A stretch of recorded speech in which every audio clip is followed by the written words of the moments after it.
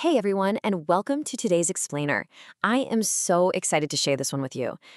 We spend a ton of time on this show crunching data and dissecting really complex theories. But today we're looking at something a little different. We're looking at the raw, undeniable power of the human spirit. So let's just jump right in.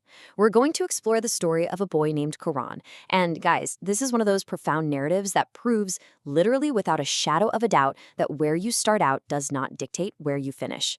It's an absolute masterclass in resilience, and I guarantee you're going to be rethinking your own potential by the end of this. Just consider the sheer scale of the transformation we're talking about here. There's a quote from his village Sarpanch that goes, "The boy who didn't even have slippers once has changed the destiny of the entire village today." I mean, wow. Take a second to actually visualize that. Imagine starting out with absolutely zero, not even basic shoes on your feet, and somehow finding the strength to not just lift yourself up, but to completely rewrite the future of your entire community. How on earth does someone bridge a gap that massive? How do you go from literally nothing to becoming a hometown hero? Well, let's break down exactly how he pulled it off. Section 1. An impossible dream. So, Karan lived in a small village, born into a life of just extreme poverty. His dad was a hardworking farmer, and his mom worked tirelessly as a maid in other people's homes just to scrape by. To really grasp his journey, we have to understand this ordinary world he was starting from. I mean, things were so tight that sometimes dinner was cooked using borrowed food. Think about that. We're not talking about skipping a luxury here. We're talking about a daily, grueling battle for basic survival. It's incredibly hard to focus on grand ambitions and ace your classes when you aren't even sure where your next meal is coming from, right? And yet, despite all of that, Karan held on to this massive, almost impossible dream. He wanted to become a beacon of hope and make his entire village proud. Section 2. Against all odds. Now, having a dream is one thing, right? But actually executing it when the entire universe seems stacked against you, that takes a totally different level of commitment. Karan didn't have the privileges a lot of us just take for granted, but what he did have was an unbreakable routine. Let's look at this timeline. 5 a.m. While most of the world is fast asleep, Karan is up. He spent his mornings doing heavy physical labor, helping his dad out in the fields. And after all that exhausting work, he faced an 8-kilometer walk just to get to school.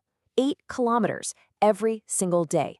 No smartphone to distract him, no fancy clothes to fit in with the other kids, and definitely no expensive private tutors. All he had in his corner was just this relentless, undeniable grit.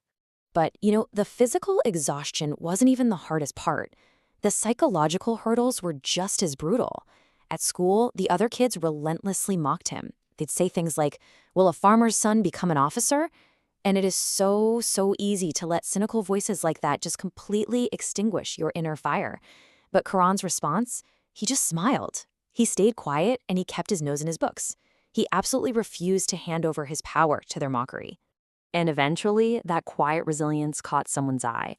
Enter Karan's very first mentor, a new science teacher who noticed the kid's insane work ethic.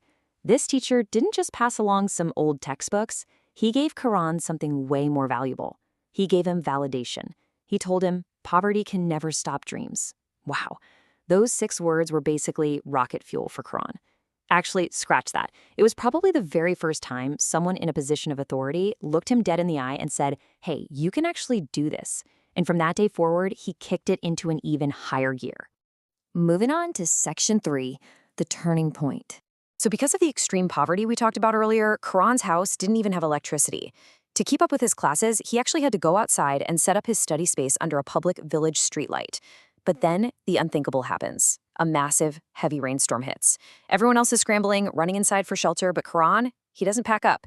He pulls out a flimsy piece of plastic, carefully wraps up his precious books, and just keeps studying, right there in the pouring rain. I mean, ask yourself right now, would you have stayed out in a literal storm to keep your dream alive? It's pretty wild to think about. It's like a scene straight out of a movie, and it really brings up a crucial question. What happens when you just absolutely refuse to give up? When you push past the point where 99% of reasonable people would just throw in the towel, what kind of forces do you set in motion? Well, on this specific rainy night, the universe actually answered. Through the driving rain, a car pulls up, and a wealthy elderly businessman steps out. He spots this soaked kid huddled over his textbooks and asks him, "Why are you studying out here in this weather?" And Karan, totally desperate but fiercely determined, looks up and says, "Sir, if I stop studying today, maybe my dream will be left behind." That one sentence stopped the man right in his tracks. It was just this incredibly raw, unfiltered display of dedication. The very next day, that same businessman showed up at Karan's school. As it turns out, he was the owner of a massive company, and he was so moved by what he saw under that streetlight that he made a life-changing decision. He pledged to sponsor Karan's entire education. Boom. This was the pivot. Practically overnight, the barrier of money was just completely removed. Karan finally had access to the books, the resources, and the legitimate opportunity he needed to turn all that relentless grit into tangible results. Section 4. Achieving the dream. And, hard work really does pay off. Years went by, and Karan maximized every single ounce of that opportunity. He eventually cleared the country's most notoriously difficult administrative exams and became a high-ranking government officer. He actually did it. Against all those odds, he pulled it off. Which brings us to Section 5, the true victory. Because the story doesn't end with him getting a fancy job. Karan didn't just abandon his roots. Instead, he went right back to his village and used his new position to build a massive, totally free school for the local kids. In this part right here, it perfectly captures the poetic justice of his whole journey. Take a look at this comparison. Over on the left, we've got the past. Karan, no slippers, being actively bullied by his peers just for daring to dream. But look on the right. That's the present. A brand new school, a library. But the absolute best part, those exact same peers who relentlessly mocked him as a kid, they are now literally lining up to enroll their own children in the school that Karan built. He didn't come back looking for revenge. He came back looking to elevate everybody.